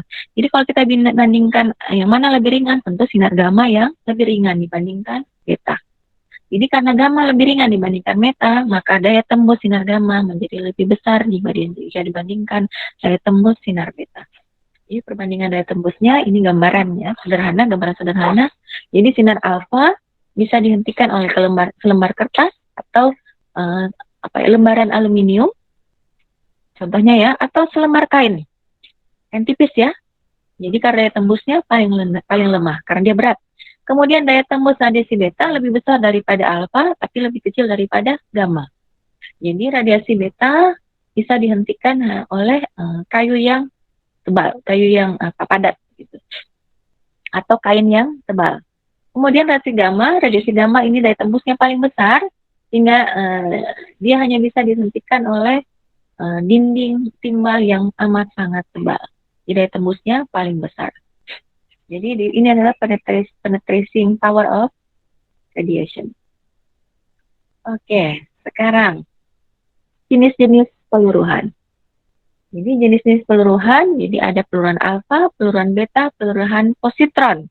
Peluruhan dengan penangkapan elektron, kemudian ada yang dinamakan transisi isomerik. Ya, jadi peluruhan alfa, ini tabelnya silakan dibaca sendiri ya. Jadi peluruhan alfa contoh reaksi umumnya sudah ada, reaksi umumnya sudah ada. Jadi peluruhan alfa adalah peluruhan dengan pemancaran partikel alfa. Contoh reaksinya ada pada kolom yang sebelah kanan. Jadi modus peluruhannya atau terjadi pada inti yang mana saja itu ada juga pada tabel. Oke, saya cepat saja ya, saya lanjut. Nah, ini adalah salah satu contoh reaksi peluruhan alfa.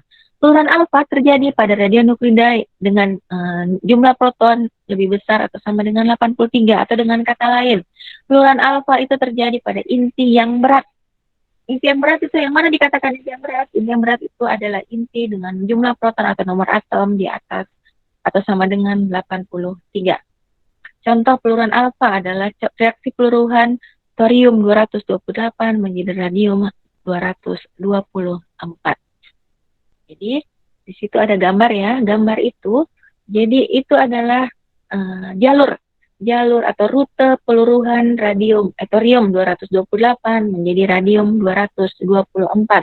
Jadi ada 4 rute atau ada 4 jalur, ada 4 kemungkinan jalur peluruhan. Jadi jalur yang pertama, kita ambil yang paling bawah, kita anggap jalur yang pertama ya. Jadi jalur yang pertama itu langsung. Jadi dari radium 228 menjadi thorium 228 menjadi radium 224 langsung terjadi peluruhan dengan pemancaran partikel alfa. Jadi ada, tidak kelihatan mungkin ya.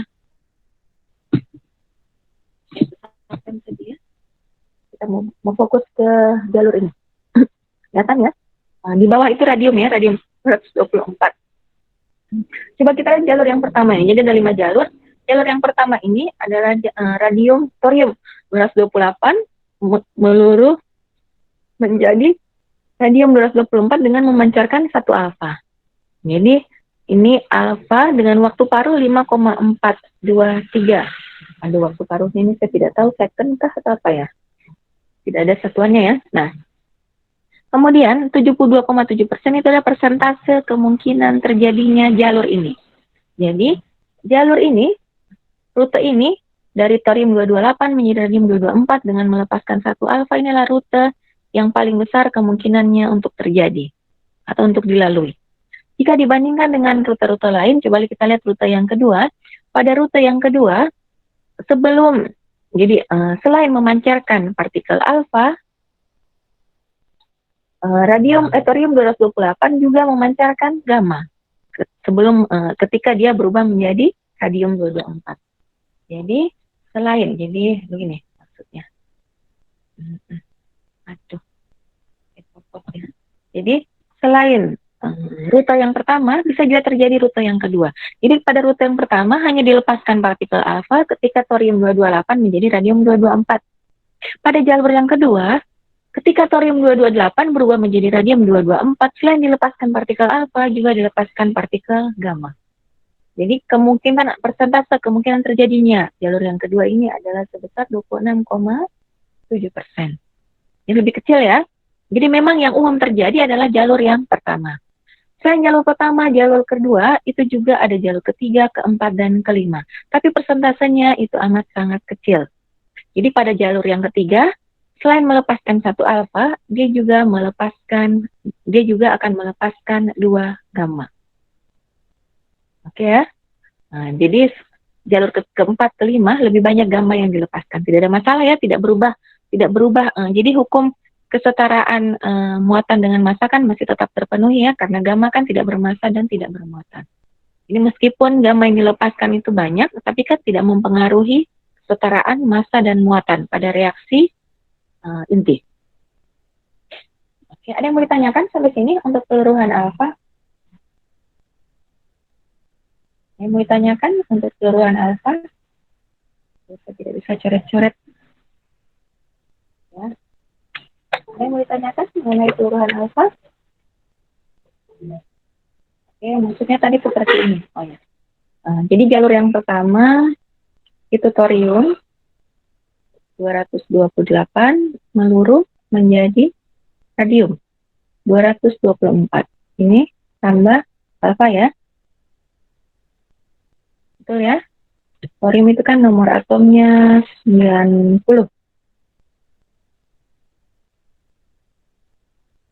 Ini berarti dia 88. Oke, jalur yang kedua 228, thorium 228, 90. Thorium 90 ya, kalau saya tidak salah. Mudah-mudahan saya tidak salah. Menjadi radium 224, 88. Mudah-mudahan saya tidak salah. Tambah 42 alfa, tambah 1 gamma.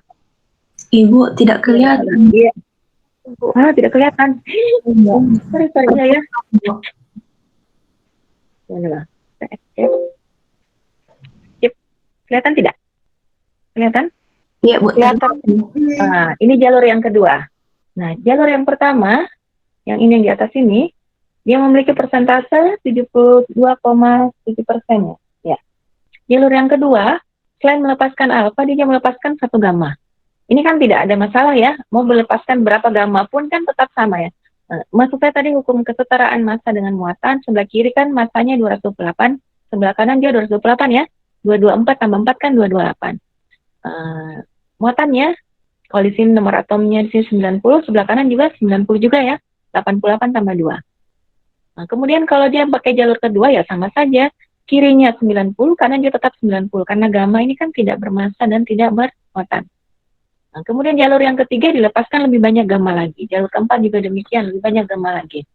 Jadi, berdasarkan persentase kemungkinan terjadinya, jadi yang lebih banyak terjadi adalah jalur yang pertama.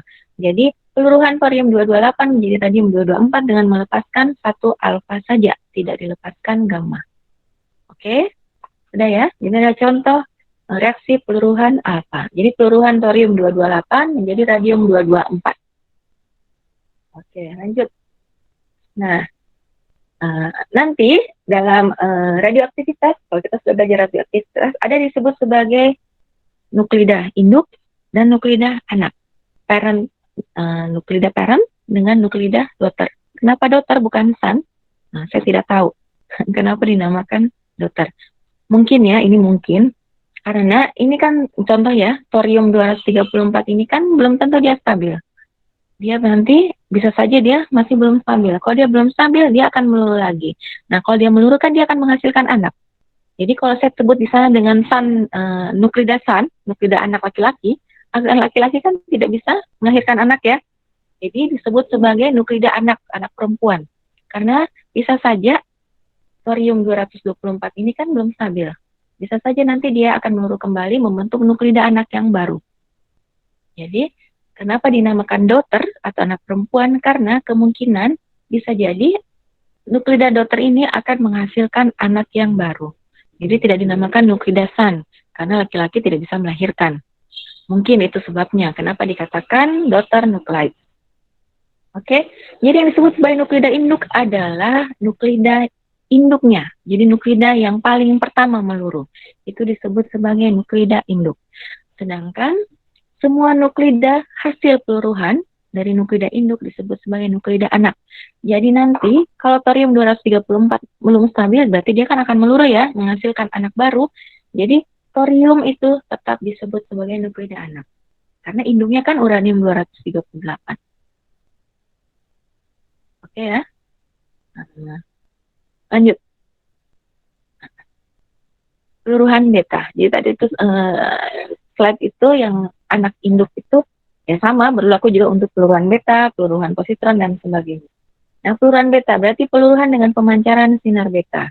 Jadi contohnya peluruhan aurum atau emas dengan nomor massa 198 menjadi hidrargium dengan nomor massa 198.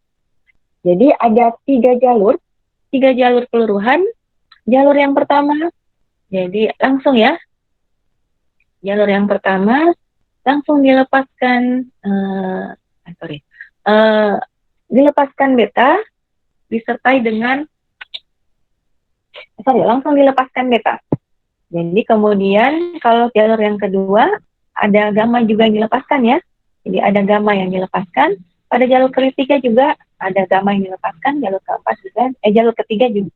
Jalur kedua dan ketiga itu melepaskan gamma selain melepaskan beta, sedangkan jalur pertama hanya melepaskan beta saja. Jadi kemungkinan atau persentase terjadinya itu yang paling besar adalah pada jalur yang kedua. Jadi selain melepaskan gamma, melepaskan beta juga disertai dengan pelepasan gamma. Jadi pada jalur kedua selain dilepaskan beta juga dilepaskan gamma. Oke, lanjut. Ini mungkin slide yang terakhir. Ya, waktunya sudah 2:30 ya, 2:30 ya. Jadi ini pengantar saja. Jadi kinetika peluruhan radioaktif. Jadi kinetika peluruhan radioaktif itu mengikuti kinetika orde 1. Kenapa hanya orde 1? Aduh, tidak bisa ya, terpotong. Jadi kinetika peluruhan radioaktif itu mengikuti kinetika orde 1. Kenapa mengikuti kinetika orde 1? Ini berdasarkan hasil pengamatan. Jadi berdasarkan observasi. Memang hanya mengikuti kinetika orde 1. Ada tidak kinetika orde lain yang bisa diikuti? Sejauh pengetahuan saya tidak ada. Hanya orde 1 saja. Nah, dengan demikian, jadi nanti untuk menghitung misalnya berapa nuklida yang tersisa ketika satu waktu paruh terlewati, yaitu dengan menggunakan persamaan untuk reaksi orde 1. Jadi yang kita pakai adalah persamaan reaksi orde 1. Kalian sudah belajar di kimia fisik, persamaan reaksi untuk orde 1. Jadi itulah yang kita pakai nanti dalam kinetika peluruhan radioaktif. Jadi ini pengantar saja dulu ya. Inti atom di alam dengan jumlah proton lebih besar daripada jumlah protonnya timbal, atau tadi sudah kita lihat, jadi jumlah proton, nuklida dengan jumlah proton 83 ke atas, itu adalah nuklida yang tidak stabil. Yang tidak stabil ya. Oke, lanjut. Banyak unsur buatan dengan Z, ini tadi kita bicara yang di alam ya. Nah sekarang, banyak unsur buatan berarti dibuat di laboratorium dengan Z yang lebih kecil, berarti lebih kecil dari 82, lebih kecil daripada 82, itu bersifat radioaktif. Jadi untuk untuk di alam, nuklida alam, nuklida stabil. Nuklida dengan nomor atom lebih besar daripada nuklida stabil itu bersifat radioaktif. Tapi untuk radionuklida yang dibuat di laboratorium atau buatan, ada juga nuklida yang Z-nya lebih kecil daripada Z-nya timbal, tapi dia bersifat radioaktif. Nah, sebuah inti yang bersifat radioaktif akan secara spontan meluruh, melepaskan satu atau lebih partikel. Dalam proses transformasinya menjadi inti yang berbeda, yang tentu sifatnya lebih stabil. Jadi kita sudah lihat tadi contohnya, uranium 238, ini tidak stabil. Karena dia tidak stabil, dia spontan akan meluruh. Radioaktivitas ini, gejala radioaktivitas itu adalah gejala yang spontan. Kenapa dikatakan spontan? Dia tidak perlu pemicu atau tidak perlu trigger. Jadi kalau dia sudah bersifat radioaktif, pasti akan meluruh. Tidak bisa tidak. Pasti akan meluruh. Jadi ini adalah gejala yang spontan. Jadi tadi saya ulangi contohnya uranium 238 karena dia tidak stabil, maka dia akan spontan meluruh. Jadi akan berubah. Jadi akan spontan meluruh dalam waktu paruh tertentu membentuk inti yang berbeda. Inti yang dibentuknya atau inti yang terbentuk nanti adalah inti yang lebih stabil dibandingkan inti uranium 238. Contohnya, ketika dia meluruh menjadi inti thorium 234, maka thorium 234 ini lebih stabil dibandingkan uranium 238. Ya, jadi sebuah inti atom yang bersifat radioaktif akan secara spontan meluruh melepaskan satu atau lebih partikel, dan dalam proses transformasinya menjadi inti atom yang berbeda, dia akan membentuk inti yang lebih stabil. Satu lagi ya. Satu slide lagi. Nah, stabilitas sebuah inti atom radioaktif terhadap peluruhan yang spontan tadi itu diukur dengan waktu paruh. Jadi, kalau waktu paruhnya panjang, maka inti tersebut lebih stabil jika dibandingkan dengan inti dengan waktu paruh yang lebih pendek. Jadi, kalau kita bandingkan waktu paruh antara inti uranium 238, kalau saya tidak salah 4,47 kali 10 pangkat 21 tahun ya. Kita bandingkan dengan waktu paruh untuk inti karbon 14 yang 5.730 tahun. Jadi dengan membandingkan waktu paruhnya, maka kita bisa tarik kesimpulan bahwa inti uranium 238 lebih stabil dibandingkan inti karbon 14. Jadi stabilitas sebuah inti atom terhadap peluruhan spontan itu diukur. Jadi ini secara kuantitatif ya dengan waktu paruh. Waktu paruh untuk reaksi inti itu sama, mirip definisinya dengan waktu paruh untuk reaksi kimia biasa. Untuk reaksi inti, waktu paruh didefinisikan sebagai waktu yang diperlukan, di mana setengah dari jumlah sembarang sampel inti atom mengalami peluruhan atau mengalami penguraian. Kalau kita kaitkan dengan reaksi inti berarti peluruhan ya.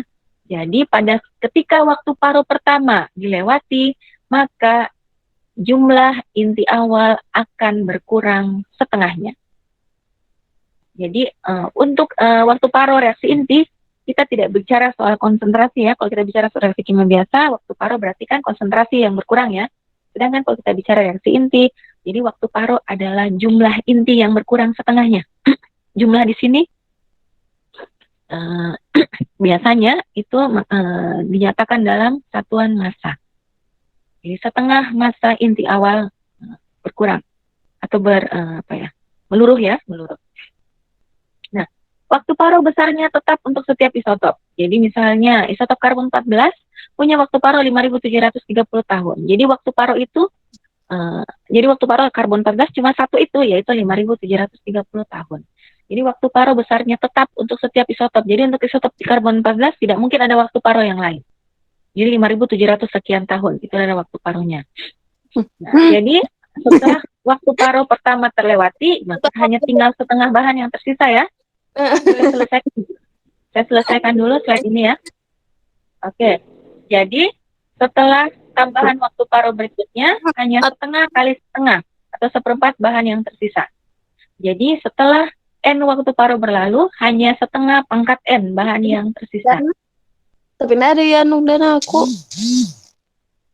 Tolong dinonaktifkan dulu mikrofonnya. Siapa ini? Risma Herman. Tolong dinonaktifkan dulu. Oke. Ibu, tidak jelas suara, tak. Jelas, iya, karena ini ada temanmu yang aktifkan mikrofonnya, jadi tenggelam suara saya. Saya ulangi ya. Jadi, setelah satu waktu paruh terlewati, maka tinggal setengah jumlah bahan yang tersisa ya.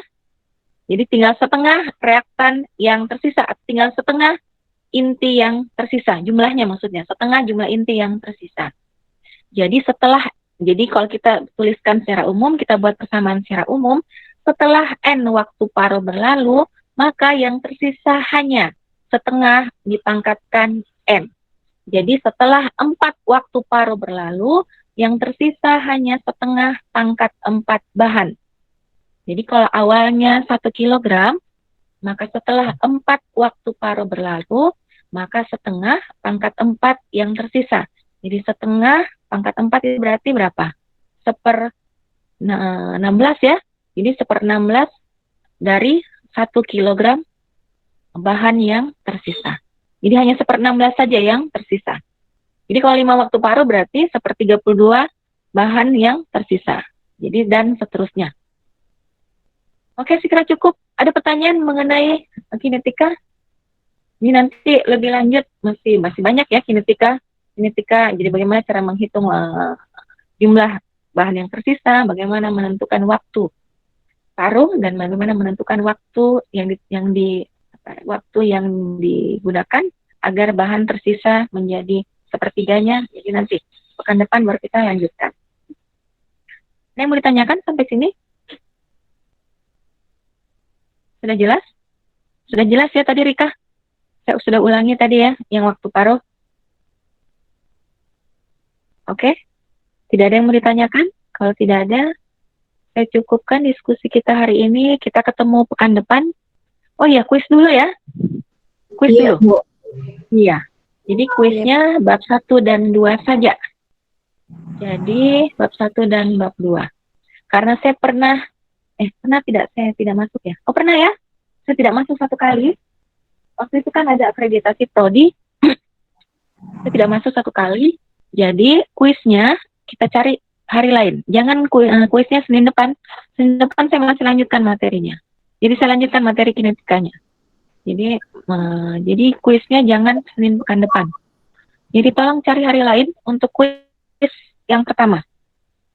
Ini sebagai pengganti saya tidak masuk 1 kali yang waktu pertemuan pertama itu. Jadi silakan cari hari. Saya bisa hari apa saja. Kemudian waktunya silakan kapan saja kecuali hari Rabu besok. Tidak mungkin kan. Atau kalau mau kuis besok jangan 8:30 ya.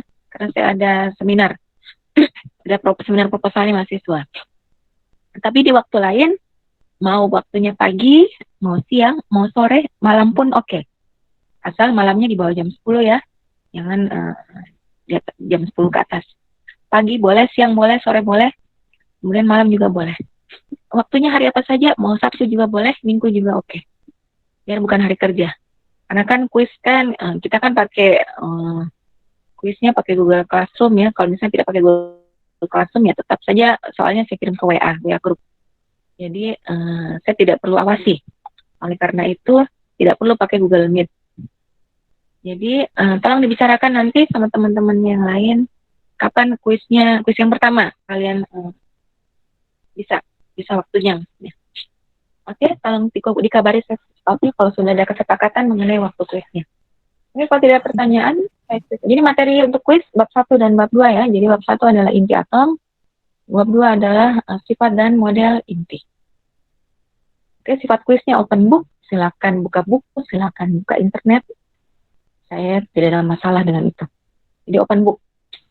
Oke, tidak ada pertanyaan lagi. Jadi saya akhiri diskusi kita hari ini. Terima kasih. Kita ketemu pekan depan lagi ya dengan lanjutan materi dari radioaktivitas. Dan pekan depan jadi kita lanjut materi supaya selesai. Jadi supaya sebelum minggu ke-8 itu kita sudah selesaikan 4 materi. Oke ya, saya kira cukup. Terima kasih. Assalamualaikum warahmatullahi wabarakatuh. Waalaikumsalam Berarti absennya warahmatullahi gitu saja. Kemudian wabarakatuh. materi radioaktivitas nanti saya share di grup. Oke, terima kasih. Waalaikumsalam. Terima kasih.